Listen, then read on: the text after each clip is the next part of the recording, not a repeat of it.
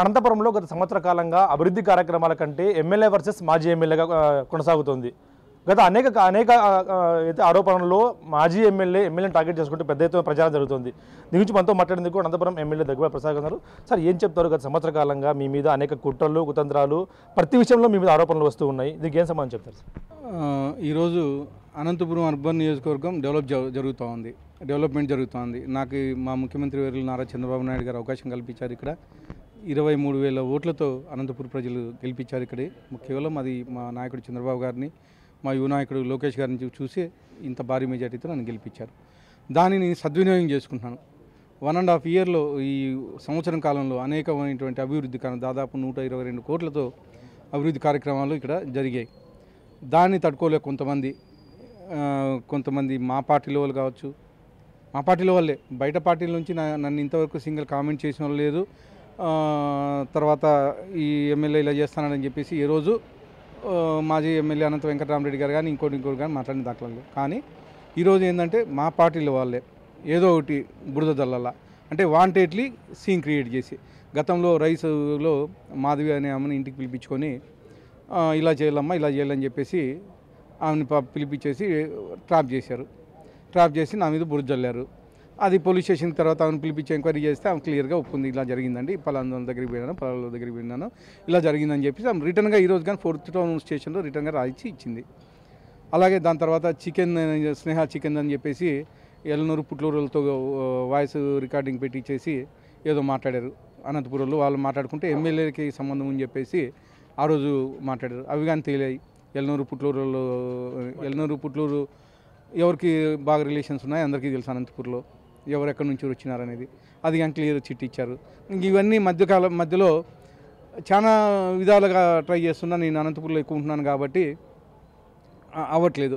నేను ఎప్పుడైతే అనంతపూర్లో లేకోకుండా బయటికి పోతానో ఆ 10 రోజుల్లో 15 రోజుల్లో ఈ కార్యక్రమం మొదలుపెట్టారు.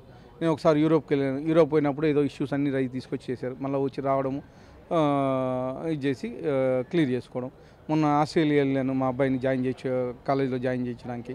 ఈ 10 రోజుల్లోనే ఒక అమ్మాయిని తీసుకొచ్చి పిక్చర్లేకి ఆసరా కంటి ఆసుపత్రి అమ్మాయిని ఒక శ్రీనివాస్ చౌదరి అనే అబ్బాయి తీసుకొచ్చి జెడ్పీలో మీటింగ్ పెట్టి ఇచ్చేసి దాన్ని యూట్యూబ్లో 2-3 యూట్యూబుల్లో ఫార్వర్డ్ చేయించేసి పార్టీ కంప్లైంట్ ఇచ్చేసి ముస్లిం మైనార్టీ అమ్మాయి అని చెప్పేసి దాన్ని ఒక కులానికి ఒక మతానికి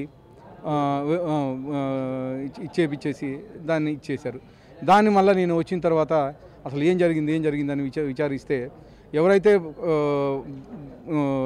బాధితులు ఉన్నారో అంటే ఆ అమ్మాయికి వ్యతిరేకంగా ఎవరైతే ఉన్నారో వాళ్ళ మీద ఖచ్చితంగా చర్యలు తీసుకోమని చెప్పాను ఎస్పీ గారు కానీ వాళ్ళని 5 మందిని అరెస్ట్ చేశారు. అరెస్ట్ చేసి ఈ అమ్మాయి కంప్లైంట్ బేస్ చేసుకొని అరెస్ట్ చేయడం జరిగింది. అరెస్ట్ చేసి కోర్టుకు కానీ పెట్టడం జరిగింది. ఇలాంటి ఒకవేళ నాకు సంబంధం ఉంటే నేను అరెస్ట్ చేయడం చెప్పాను కదా. కనీసం నాకు సంబంధం లేకోకుండా ఆ అమ్మాయితో నా బావమరిది పేరు చెప్పిచ్చేసి ఇచ్చేస్తారు. నేను డిఫర్మెంట్ సూట్ వేసాను ఆ అమ్మాయి మీద. కానీ ఎట్లా చేస్తావు మా మీద అని చెప్పేసి. కానీ ఇవన్నీ ఆలోచించాలి. అంటే పాపం అమ్మాయి అమాయకురాలు, వీళ్ళ ఉచ్చులో ఇరుక్కుంది. కడుక్కోవడం కాకుండా దీనిపై పార్టీ అధిష్టానానికి మనకి ఫిర్యాదు చేసే అవకాశం ఉంది. ఎందుకంటే ప్రతిసారి మీరు ఫారెన్ కంట్రీస్ వెళ్ళినప్పుడే ఈ కుట్రలన్నీ బయటకు వస్తున్నారని చెప్తున్నారు కాబట్టి ఖచ్చితంగా ఆల్రెడీ నేను ఫిర్యాదు కానీ చేశానండి మా పార్టీ అధిష్టానానికి. అంటే ఒక్క సోర్స్ ద్వారానే కాదు, మా పార్టీ అధిష్టానం కానీ 5-6 సోర్సులు ఇంటెలిజెన్స్ వాళ్ళు ఉంటారు, రామేష్ శర్మ టీం ఉంటుంది. 5-6 సోర్సుల నుంచి అసలు ఏం జరిగింది అనేది ఖచ్చితంగా కనుక్కుంటారు. కానీ అక్కడ వీళ్ళు ఎన్ని కుట్రలు చేసినా కానీ అధిష్టానంకి తెలుసు ఏం జరుగుతుంది, అనంతపూర్లో ఏం జరుగుతుంది అనేది. నేను పోయినప్పుడల్లా అధిష్టానంలో కలిసి వస్తాను, పార్టీ ఆఫీసులో కలిసి వస్తాను. ఏమన్నా ఇష్యూస్ ఉన్నాయా, నేను సర్దుకోవాల్సినవి ఉన్నాయా, లేకపోతే నా దగ్గర నుంచి రెక్టిఫై ఏమైనా చేసుకోవాలని చెప్పేసి మా పెద్దలను అడుగుతున్నాను. నేను ఏమన్నా ఖచ్చితంగా వాళ్ళు ఏమన్నా అడ్వైజ్ చేసినప్పుడు కానీ నేను ఖచ్చితంగా సరి చెప్పుకుంటున్నాను. మేము అస్త్ర హాస్పిటల్ కంటి హాస్పిటల్ మేము కూడా మాట్లాడడం, కానీ అమ్మాయి ఎక్కడ మీ పేరు చెప్పలేదు. ఆ బాధితులు ఎక్కడ కూడా ఎమ్మెల్యే దీనికి వెనుక ఉన్నాడు, ఈ ఎమ్మెల్యే ఉన్నాడు చెప్పలేదు. కానీ ఎందుకు మీ పేరే లాగుతున్నారు బయట దీంట్లో? అదే నేను చెప్పాను కదా, శ్రీనివాస్ చౌదరి అనే అబ్బాయి తీసుకెళ్ళి ఆ అమ్మాయిని వాంటెడ్లీ వీడియో చేపించేసి ఎమ్మెల్యే పేరు చెప్పమని చెప్పేసి కొంతమంది ఛానళ్ళు ఎక్కడ కానీ ఆ ఛానల్ వాళ్ళు కానీ చూశారు. ఏది శ్రీనివాస్ చౌదరి అమ్మాయిని వెహికల్లో ఎక్కించుకొని వచ్చింది. అదే ప్రూఫ్ ఎక్కించుకొచ్చి ఎమ్మెల్యే పేరు చెప్పి దాన్ని స్ప్రెడ్ చేసి అంటే ఎమ్మెల్యేని గబ్బులేపల్లా ఎమ్మెల్యే మీద బురద జల్లాలా, ఇదే వాళ్ళ పని. ఒక సీనియర్ నాయకుడు అంటాడంట, నాకు వేరే పని ఏం లేదు, ఎమ్మెల్యేనే నా టార్గెట్ అనేసి. నేనేం చేశానో అర్థం కాల. చంద్రబాబు నాయుడు గారు నాకు సీట్ ఇవ్వడం తప్ప, గెలిపించడం తప్పనని అనంతపురం ప్రజలు, నేను అనంతపురం ప్రజలు గెలిపించారు కాబట్టి వాళ్ళు ప్రజలు సేవ చేస్తున్నా. సేవ చేస్తున్నాడు, మంచి పేరు వచ్చింది, మంచి పేరు వస్తూ ఉంది అని చెప్పేసి నెక్స్ట్ మళ్ళా ఎమ్మెల్యేగా ఇక్కడే స్టాండ్ అయిపోతాడేమో భయంతో ఇవన్నీ చేస్తున్నారు. ఎందుకంటే ఇవన్నీ 7-8 తారీఖులో జరిగాయి. 10వ తేదీ నా బర్త్డే, అంటే బర్త్డేని డిస్టర్బ్ చేయాలని, అంటే మా క్యాడర్ని డిస్టర్బ్ చేయాలని చెప్పేసి ఇవన్నీ కుట్రల్లో భాగంగా ఇవన్నీ చేసినవి. ఖచ్చితంగా ప్రజలే సమాధానం చెప్తారు, ప్రజలే బుద్ధి చెప్తారు. ఇంకా 4 ఏళ్ళ టైం ఉంది, ఫైనల్గా ఇంకా 4 ఏళ్ళ టైం ఉంది. ఈ 4 ఏళ్ళలో ఇలాంటి కుట్రలు ఎట్లా ఎదుర్కోబోతున్నారు? ఏం చేసినా ప్రజలు అబ్జర్వ్ చేస్తూ ఉంటారు. ప్రజలు అమాయకులు కాదు. అంటే ఇంతకుముందు లీడర్లు ఏం చెప్తే అది వినేవాళ్ళం, కానీ ఈరోజు ప్రజలు చెప్తే మనం వినాలా, ప్రజల కోసం మనం పనిచేయాలా. పొద్దున్న లేస్తాను, ఈరోజు ఎందుకు తిరుగుతున్నాం ప్రజల్లో, పొద్దున్న లేస్తాను మీ ఇంటికి, మీ ఎమ్మెల్యే కార్యక్రమంలో పెట్టుకుని ప్రతి డివిజన్కి వెళ్తాను, ప్రజల సమస్యలు ఏమున్నాయి కనుక్కోవాలని.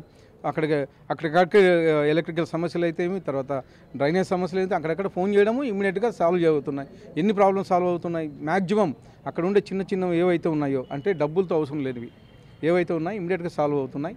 ఏమన్నా అంటే అక్కడికి సంబంధించిన డివిజన్కి సంబంధించిన ఏం వర్క్స్ పెట్టాలా, పార్కుల అభివృద్ధి ఏంటి, ఇవన్నీ మొత్తం తెలుస్తూ ఉన్నాయి. దీని మీద అంతా ఒక థర్డ్ పార్టీకి ఇచ్చేసి అనంతపురం నగరంలో ఏమి అభివృద్ధి చేయాలో వచ్చే 4 ఏళ్ళు అనేది మొత్తం సర్వే చేపిస్తున్నాం. ఖచ్చితంగా అనంతపురాన్ని అయితే డెవలప్ అయితే చేస్తాం. రాష్ట్రంలోనే నెంబర్ 1గా నిలపాలనేది నా ఆకాంక్ష. థ్యాంక్ యూ ఎమ్మెల్యే గారు. చూస్తున్నామైతే అనంతపురం గత రాబోయే 4 ఏళ్ళలో కానీ ఇటువంటి కుట్రలను ఎదుర్కొంటూ అనంతపురాన్ని డెవలప్ చేసే బాధ్యత తీసుకుంటారని తప్పించి ఏదైతే ఇట్లాంటి కుట్రలన్నీ కూడా పార్టీ అధిష్టానం చూసుకుంటుంది, ఆ పార్టీ అధిష్టానం కూడా కంప్లైంట్ చేస్తారంటూ కూడా అనంతపురం గతంలో జరుగుతున్న కుట్రలన్నీ కూడా ఏవైతే అన్నీ కూడా పార్టీ అధిష్టానానికి ఖచ్చితంగా ఫిర్యాదు చేసి తిడతా అంటూ కూడా ఎమ్మెల్యే దగ్గుబాటి ప్రసాద్ చెప్తున్నారు. Video Prasad Big TV Anantapuram నుంచి.